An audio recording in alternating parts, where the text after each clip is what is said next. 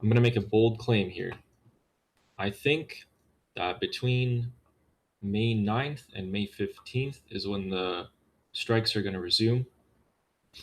And I'm going to give my reasons why. So, since the blockade, the regime tried to find solutions to get around it. And they haven't been able to.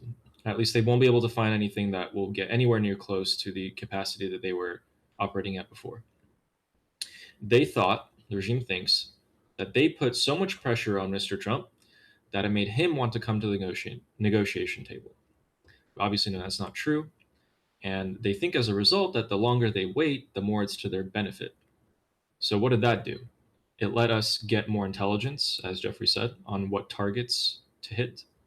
It also let us build up our military strength to 2 times as much as it was before. And I'm looking at the troops, I'm looking at the money, and it's telling me that we are simply increasing everything that we are having in the theater. I mean, we're not decreasing it. If we were decreasing, I'd be freaking the F out. We're only increasing it. And today, Trump was briefed by Hegseth, Brad Cooper, who is the chief of CENTCOM, the heads of the Pentagon, and a few other officials who briefed him the same time the strikes began on February 27th. So they briefed him a few days before. I think it was like the 23rd or the 22nd of February. Strikes began a few days later, and they just briefed him again today. So these are the reasons why I think, because I'm just seeing a repeat of patterns. Tomorrow, we're going to have that vote, and that vote is going to pretty much determine whether we can continue this operation for a while longer. I seriously doubt that the Senate or House is going to vote no against this, because in the long term, it'll actually be much more detrimental for the US and countries around the world to just leave the regime alone, because the regime is just going to blockade, or sorry, keep up at the blockade and exact their tolls, and then everyone's going to get mad, big mad in a year from now at these politicians who voted no for it. So they're pretty much going to have their hands be forced, but they are trying their damn best to get information out of Trump to see what exactly it is that they're voting for. Now, these spineless cowards in the Senate and House will not be an issue, in my opinion. The military operations will continue. The leaders of the regime are going to be taken out again, first, I think, in a pattern, and they're going to be decimated military wise. The dollars that they had from before are not going to be flowing in anymore, which means what? Those proxies are going to start leaving. If even half of these proxies are like so kadurka that they stay no matter what, that's still a 50% reduction in their strength. We know that the Basijis and all the IRGC people who are there are way less than before. They're also not getting paid, and they're seeing that these consequences are looming over their head. So when these bombs start flying again, I imagine at twice the strength as it was before, I don't know how many of them are going to stay. So these are all going to create conditions for the people to rise up. I would like to hope that special operations have been acting this entire time. I don't know whether it's bringing weapons in, gathering intelligence, whatever, but I seriously doubt that we are not completely ready to finish them off. And we've been using the same three-pronged attack from the get-go, which is negotiations to divide the regime. 2 is the military power to reduce all of their fighting back capacity against us and also against the Iranian people. And 3, money, which is probably the most important one.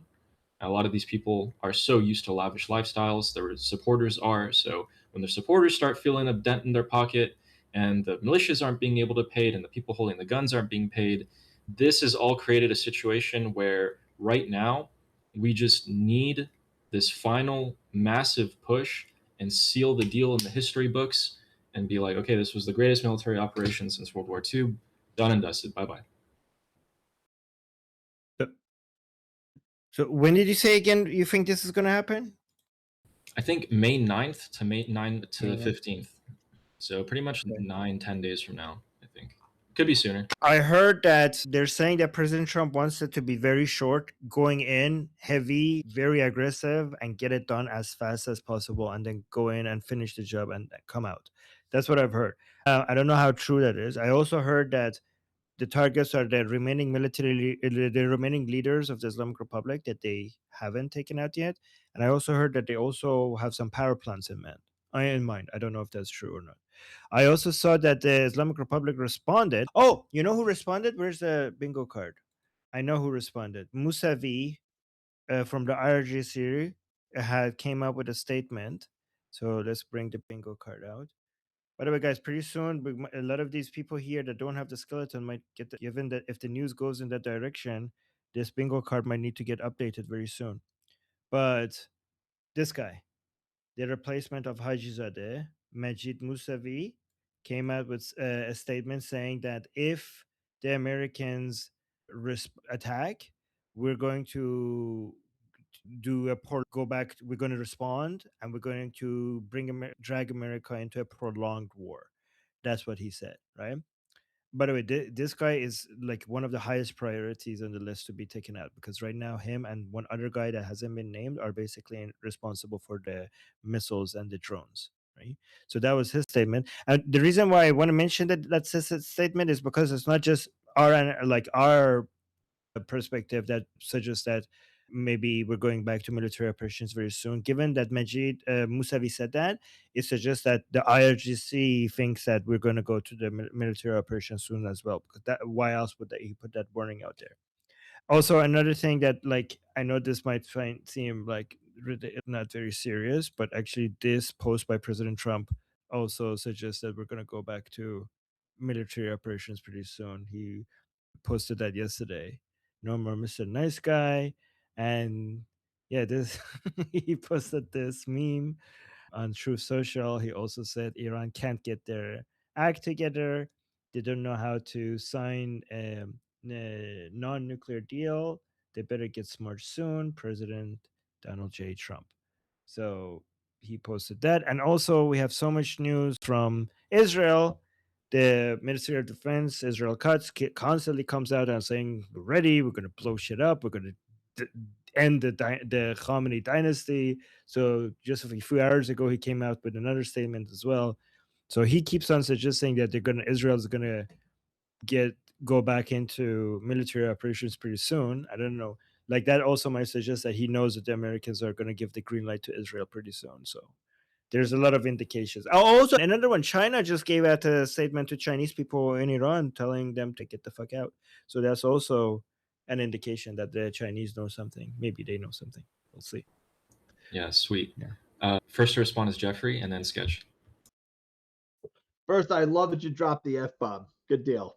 So, again, if they go hard and they do what I said, like the strike package outline, you had a lot of B-1Bs, B-52s training up, and we went all in, you're talking about servicing between 67 and 9,700 targets every 5 days.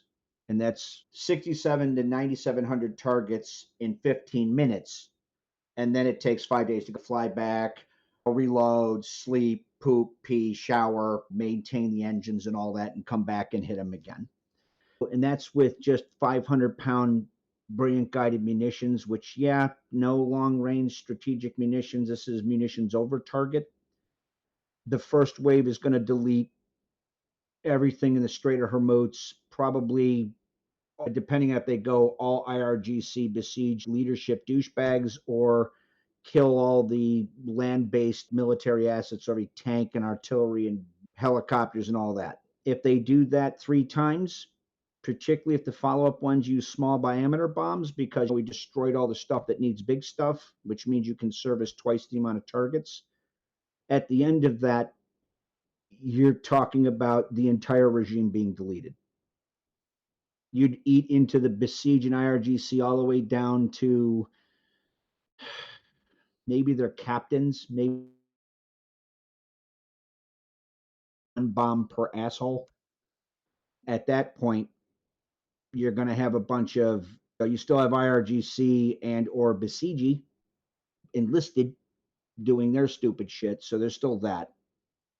That's going to be, if they do that kind of intensity is never been seen ever. And you essentially have deleted the regime in its entirety. The only people you have left are Durkas, and that's if they didn't leave, run, try to go full-blown transgender and worry about dying of toxic shock when they stick tampons up their asshole like they did the last time. truly. If that's where Donald goes and he gives Pete the go ahead to just, he's done with it, and it goes that, and that's not even counting carriers and all that shit. I'm just saying our heavy bombers. Wow, that is going to be one spicy fucking meatball. Thank you, Jeffrey. Sketch, go ahead.